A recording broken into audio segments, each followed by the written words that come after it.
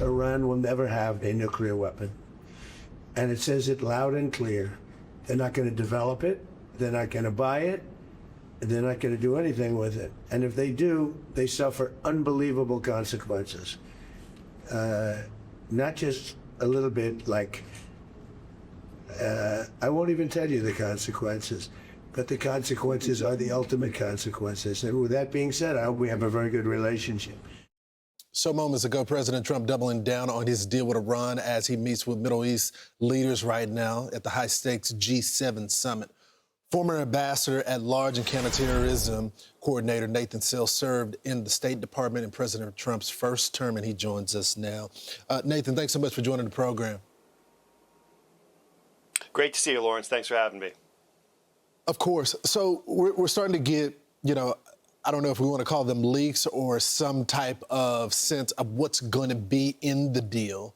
I think it's important that we see the full thing, because there are some parts that are totally reasonable, and the president is checking Iran. But there's some elements that folks have concerns of when it comes to the billions of dollars that they're going to get, not from the United States, but from the Qataris and the Gulf states. What do you make of the full deal? It's a great question, Lawrence, and I agree with you. The sooner we can see the fine print on this deal, the better. There's a lot of spin coming out of Tehran right now, and it's hard for us as the American people to discern what is completely exaggerated and what might have a grain of truth to it. So the sooner we can see the details, the better. But I want to bring back something the president just said ahead of me. This is very important. Enforcement. How do we know that the Iranians are complying with their commitments under the deal, and what are the consequences for them if they do what, let's be clear, they always do, lie and cheat and evade? And the president was very clear that there will be ultimate consequences, and that's really important, because American diplomacy is always most powerful when it is backed by a credible threat of force, whether military force, economic force, or using other tools of statecraft. And it's important that the president is keeping that on the table to show the Iranians they're not going to be able to lie and cheat their way out of this. Nathan, I'm so glad that you brought that up, because when people panic, and I would admit I have concerns about the document as well, at least what I've heard about the document.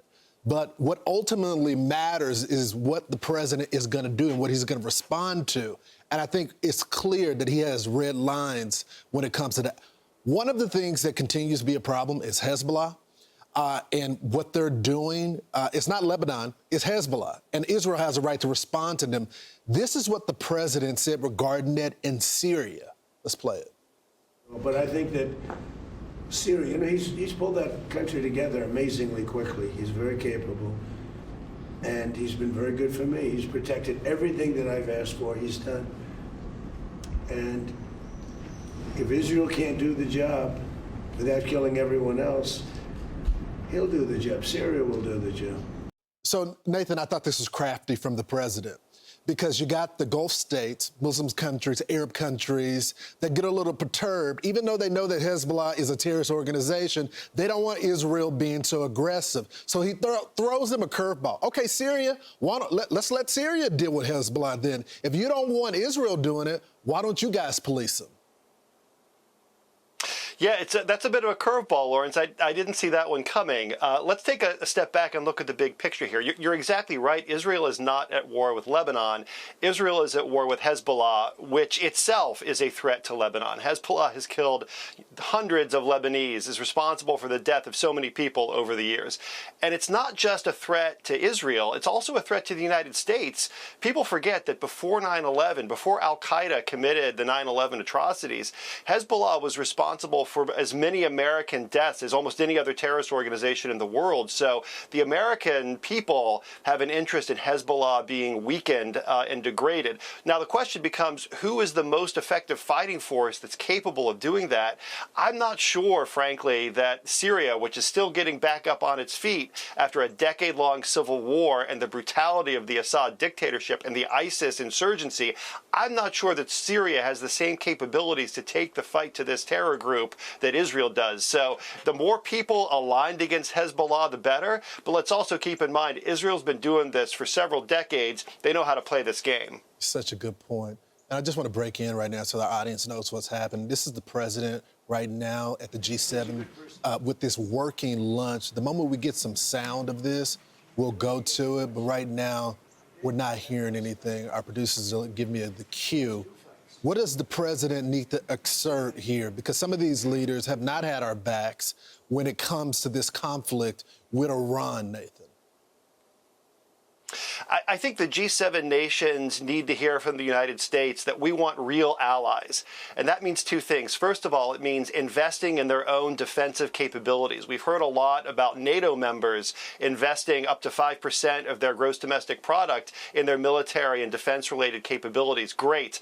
But the second thing we need is once you invest, you actually have to be able to put those cards on the table. Now, that doesn't necessarily mean you're going to join the United States in every military conflict that we face, every military mission that we undertake, but we want to have you in our corner. And we haven't really heard that same level of commitment to the alliance that we would like to hear. So I think the president is probably going to be delivering a tough love message to these allies. We need you to have capabilities because we need you to be real allies. And real allies are there with you when you need them. Well, and to that point of capabilities, you know, they want to get involved now that the president is ending the conflict. I mean, they needed the Strait more than we did. I mean, it's not like most of our oil supply is coming from the Strait, yet they were nowhere to be found. Yeah, Lawrence, it's regrettable. We have skin in the game. It's a global energy market. Right. The nitrogen market is global. Insurance rates are affected by what happens there. But our Asian allies and our European allies had a lot more on the line. Now, I guess I'd say better late than never. It would have been nice to have France and the UK a couple of months ago when it really mattered. But let's not discount the importance of their involvement in keeping the Strait open going forward. If they have a couple of warships there in the Gulf along with us, that really does send a powerful message to the Iranians. Don't try anything because we've got real capabilities and real assets across the alliance that are prepared to take action when necessary. Nathan, it has been reported that this deal would end all sanctions, and not just the sanctions, it would end all waivers as well. What do you make of that portion? Yeah, well, the devil is always in the details, so I'd like to see the text of the MOU, and frankly, I suspect the MOU may not go into a whole lot of detail about these finer points of sanctions relief. That may be subject to negotiation in the weeks and months going forward. I think here's what I would say. We need to make sure that whatever sanctions come off, they are limited to the nuclear program, and it's pay for play. The Iranians don't get any sanctions relief until they actually demonstrate that they are upholding their end of the bargain. We're not going to trade sanctions relief in exchange for their agreement to talk. We should only exchange sanctions relief in exchange for their demonstrated and irreversible commitments to end their nuclear program. That's the first point I'd make. Lawrence, the second thing is Iran is subject to a massive swath of different kinds of sanctions, not just related to their nuclear weapons ambitions, but human rights, counterterrorism, ballistic missiles. Unless they're prepared to change their behavior on those issues, those sanctions need to stay in place.